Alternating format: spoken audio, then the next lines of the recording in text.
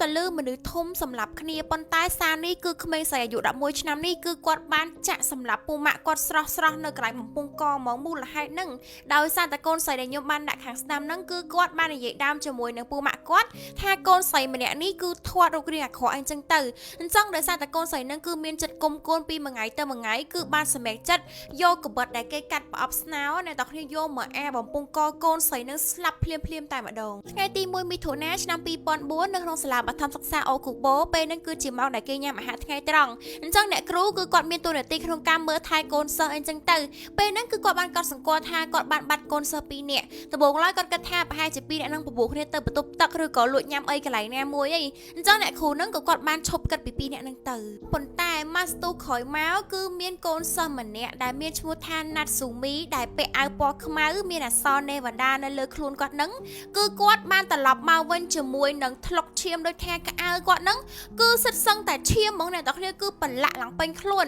អញ្ចឹងអ្នកគ្រូពេលហ្នឹងគឺគាត់ភ័យស្លន់ស្លោខ្លាំងមែនទែនគាត់ក៏បានសួរទៅណាត់ស៊ូមីថាកូនឯងកើតអីមែនកូនឯងមានរបួសឡើងណាអត់ឲ្យអ្នកគ្រូជួយអត់អ្នកគ្រូភ័យឯងកូនកើតអីប្រាប់អ្នកគ្រូមកអញ្ចឹងណាត់ស៊ូមីក៏បាននិយាយទាំងក្តុកក្តួលថានេះមិនមែនជាឈាមរបស់ខ្ញុំទេអ្នកគ្រូអញ្ចឹងអ្នកគ្រូក៏ចាប់ផ្ដើមស្លន់ហ្មងឆ្ងល់ថាបើសិនជានឹងមិនមែនជាឈាមរបស់ណាត់ស៊ូមីតើឈាមនឹងគឺជារបស់អ្នកណាគេអ្នកគ្រូគឺចាប់ផ្ដើមនឹកឃើញថាមុននឹងគឺគាត់បានបាត់កូនសិស្ស2នាក់ទី1នឹងគឺជាណាត់ស៊ូមីដែលមកជាមួយនឹងថ្លុកឈាមនឹងឯងចំណែកឯទី2នោះគឺជាសាទូមីអ្នកទាំងគ្នាគឺបានបាត់ខ្លួនអញ្ចឹងអ្នកគ្រូគឺគាត់ដឹងហើយថាប្រហែលជាឈាមនៅលើក្អៅណាត់ស៊ូមីនឹងគឺមានអ្វីតាក់ទងជាមួយនឹងកូនសិស្សដែលបាត់ខ្លួនម្នាក់ហ្នឹងហើយអញ្ចឹងអ្នកគ្រូក៏បានឲ្យសន្តិសុខសាលាហ្នឹងគឺបានទៅចាត់ការស្វែងរកកូនសិស្សដែលបាត់ខ្លួនម្នាក់ទៀតហ្នឹងណាប៉ុន្តែសន្តិសុខគឺស្វែងរកអត់យូរអ្នកទាំងគ្នាគឺរយៈពេលខ្លីខ្លាំងមែនតើគឺគេបានប្រទះឃើញក្មេងស្រីម្នាក់បានកេងកាប់មុខហើយសិតតែឈាមអ្នកទាំងគ្នាឈាមច្រើនខ្លាំងមែនតើនៅមុខថ្នាក់រៀនមត្តេយ្យមួយកន្លែងណា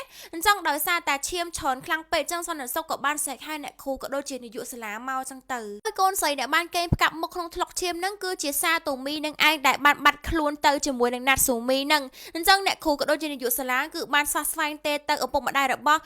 សាទូមីហ្នឹងដើម្បីឲ្យមកមើលកូនក៏ដូចជាយកសាទូមីទៅសង្គ្រោះបន្ទាន់អញ្ចឹងណាប៉ុន្តែជាអកុសលអ្នកទាំងគ្នាសាទូមីគឺត្រូវបានស្លាប់បាត់បង់ជីវិតញ៉ែចាំទៅគឺស្លាប់បាត់ហ្មងអញ្ចឹងធ្វើឲ្យឪពុករបស់សាទូមីនឹងគឺអត់អស់ចិត្តទេក៏បានពិនិត្យទៅលើស្នាក់ស្នាមរបស់កូនស្រីរបស់ខ្លួនថាមូលហេតុអីបានជាកូនគាត់ស្លាប់ហើយគាត់ឆ្ងល់ខ្លាំងមែនតើដោយសារតែកូនគាត់គឺអត់ដែលមានរឿងអ្វីជាមួយអ្នកណាទេគឺកូនគាត់មានអាកប្បកិរិយាល្អមែនតើតែឪពុករបស់សាទូមីនឹងគឺគាត់បានពិនិត្យមើលលើដងខ្លួនរបស់កូនស្រីគាត់គឺគាត់ឃើញដៃកូនស្រីគាត់មានស្នាមរបួសច្រើនមែនតើជាពិសេសហ្នឹងគឺករបស់កូនស្រីគាត់គឺដាច់បំពង់កមកដុំហ្មងដូចមានអ្នកណាយកកបិតមកអាកសម្លាំចឹងអ្នកទាំងគ្នាគឺសាហាវខ្លាំងមែនតើមិនយូរប៉ុន្មានប៉ូលីសក៏បានចាប់ខ្លួនណាត់ស៊ូមីយកទៅសាកសួរព័ត៌មានហើយណាត់ស៊ូមីគឺបាននិយាយទាំងយំណាហើយបាននិយាយសុំទោសហើយបាននិយាយបកស្រាយថាមូលហេតុអីបានជានាងសម្លាប់ពូម៉ាក់របស់នាងណាត់ស៊ូមីក៏បាននិយាយថាខ្ញុំជាមួយនឹងសាតូមីគឺជាមិត្តភក្តិល្អនឹងគ្នាគឺចូលចិត្តលេងបាល់បោះជាមួយនឹងមើលអ៊ីនធឺណិតដូចគ្នាប៉ុន្តែនៅថ្ងៃទី24ខែឧសភាឆ្នាំ2004ខ្ញុំបានដើរកាត់ថ្នាក់រៀន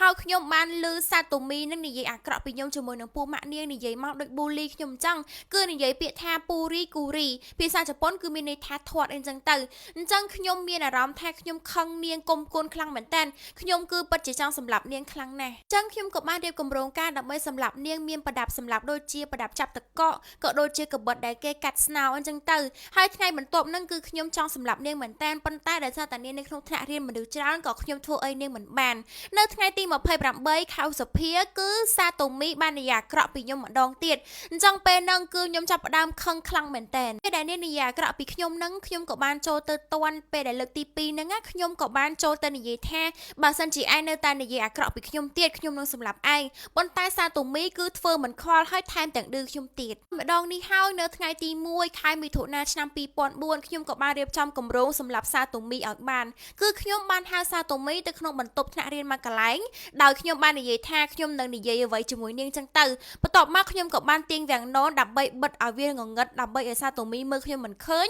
ហើយខ្ញុំក៏បានយកកាំបិតដើម្បីមកចាក់ដៃសាតូមីហើយនឹងអាកបំពង់កនាងឲ្យស្លាប់តែម្ដងដែលខ្ញុំអាកនាងហ្នឹងគឺខ្ញុំអាកនាងដើម្បីឲ្យដាច់សាច់បំពង់កហើយគឺខ្ញុំឈរមើល មើនាងស្លាប់រយៈពេល15នាទីនៅពេលដែលនាងប្រកាច់ហ្នឹងពេលហ្នឹងគឺខ្ញុំគិតថាខ្ញុំពិតជាសងសឹកនាងបានហើយតបពីប៉ូលីសបានស្ដាប់ពីគម្រោងការសម្លាប់របស់ណាត់ស៊ូមីទៅកាន់សាតូមីហើយប៉ូលីសគឺហួសចិត្តខ្លាំងមែនតើថាក្មេងស្រីទៅតែអាយុ11ឆ្នាំសោះហេតុអីបានជាមានចិត្តសាហាវទៅសម្លាប់ពូម៉ាក់ដោយសារតែពាក្យប៉ុណ្្នឹងចឹងទៅហើយនៅក្នុងសាលារៀនហ្នឹងគឺគេបានដាក់ឈ្មោះឲ្យណាត់ស៊ូមីថា GA ឬក៏ហៅថាឃាតកម្មនេវ៉ាដាដោយសារតែនៅក្នុងរូបភាពដែលខ្ញុំបានដាក់នៅលើហ្នឹងគឺជារូបភាពដែលអ្នកគ្រូគាត់ថតរូបឲ្យសិស្សជុំគ្នា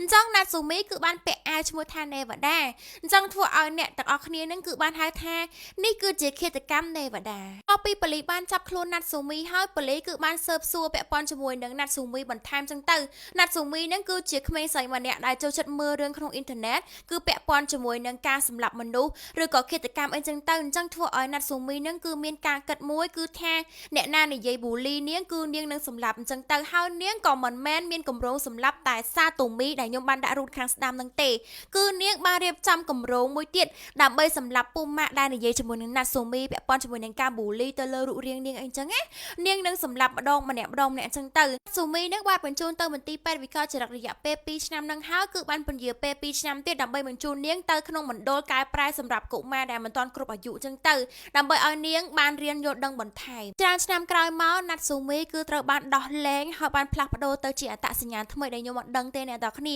ក៏ប៉ុន្តែខ្ញុំអាណិតជាងគេគឺឪពុករបស់សាតូមីគឺចាប់តាំងពីកូនស្រីរបស់គាត់បានស្លាប់ទៅគឺជីវិតរបស់គាត់គឺបានផ្លាស់ប្ដូរហ្មងហើយរឿងកូនស្រីរបស់គាត់ហ្នឹងគឺបានចាប់ត្រឹមប៉ុណ្្នឹងបងតើគ្នាមានចាប់អារម្មណ៍ស្បែករបស់ខ្ញុំអត់គឺស្បែករបស់ខ្ញុំគឺសភ្លឺស្អាតច្រើនខ្លាំងមែនតើកម្លាំងរបស់ខ្ញុំមកគឺមានអីច្រើននេះគឺខ្ញុំញ៉ាំជាមួយនឹងវីតាមីនតសុខជាតិរបស់ Felix វីតាមីននេះផ្សំឡើងពីតសុខជាតិ 100% និយាយចាំទៅវីតាមីននេះគឺបានផ្លាស់ប្ដូរស្បែករបស់ខ្ញុំច្រើនខ្លាំងមែនតើស្បែកមនុស្សដែលធ្លាប់ខិតខើអត់សូវមានសំណើមនិយាយចាំទៅគឺផេសកាហ្មងណាប៉ុន្តែតាំងពីញ៉ាំជាមួយនឹងវីតាមីនតសុខជាតិនេះមកគឺសាច់របស់ខ្ញុំគឺសថ្លាច្រើនខ្លាំងមែនតើខ្ញុំតែតែញ៉ាំវីតាមីនហ្នឹងមួយថ្ងៃខ្ញុំញ៉ាំ2គ្រាប់ពេលខ្លះគឺខ្ញុំញ៉ាំចូលគ្នាពេលខ្លះខ្ញុំញ៉ាំព្រឹកមួយយប់មួយខ្ញុំញ៉ាំវីតាមីននេះហើយប្រហែលជាមួយអាទិត្យទៅ2អាទិត្យខ្ញុំមានអារម្មណ៍ថាសាច់របស់ខ្ញុំគឺចាប់ផ្ដើមទន់ម្ដងតិច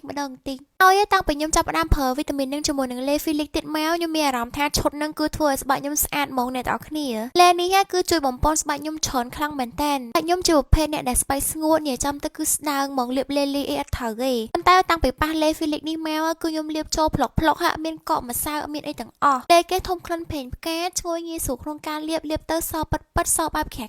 ពិសេសឲ្យតបងតគ្នាបកាយខ្លុំមកខ្ញុំធានាថាសាច់គងគឺស្អាតហើយថ្លាមែនតើហើយអ្នកទាំងគ្នាឃើញកែងដៃរបស់ខ្ញុំហ្នឹងដោយសារតែខ្ញុំដួលអញ្ចឹងទៅវាធ្វើឲ្យដៃខ្ញុំវាមានស្នាមបន្តិចប៉ុន្តែខ្ញុំអត់ភ័យដោយសារតែខ្ញុំលាបលេ Felix នេះគឺជួយបំបត្តិស្នាមដៃខ្ញុំទៀតអញ្ចឹងបើចង់បានស្បែកស្អាតកុំភ្លេច brand Felix ណាដែលមានវីតាមីនតសុខជាតិក៏ដូចជាលេលាបខ្លួនអរគុណច្រើនបាយបាយ